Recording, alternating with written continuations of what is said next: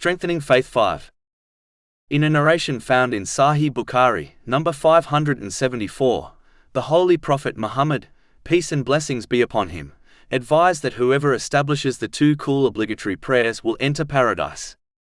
The two cool obligatory prayers refer to the dawn and late afternoon obligatory prayers, Fajr and Asr, as during these two times the weather is cooler than at other times, meaning before sunrise and before sunset.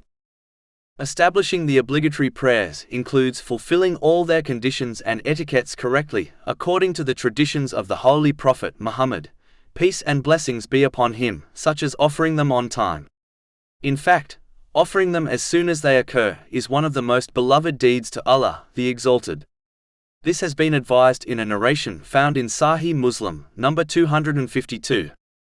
Even though there are 5 obligatory prayers which must be established, yet only 2 have been mentioned in the main narration under discussion. This is because these 2 prayers are arguably the 2 hardest to establish. The obligatory dawn prayer occurs at a time when most people are asleep. Therefore, it requires much energy and motivation in order to leave one's comfortable bed in order to offer it correctly. The obligatory late afternoon prayer mostly occurs at a time where most people have completed their working day and have returned home tired.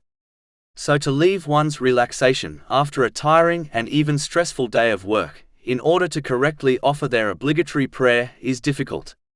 Therefore, if one correctly establishes these 2 prayers, they will, through the mercy of Allah, the Exalted, find it easier to establish the other obligatory prayers, which usually occur at more convenient times. Muslims should therefore strive to establish all their obligatory prayers, as it is the very essence of Islam, and it in fact separates belief from disbelief. This has been confirmed in a narration found in Jami' at-Tirmidhi, number 2618.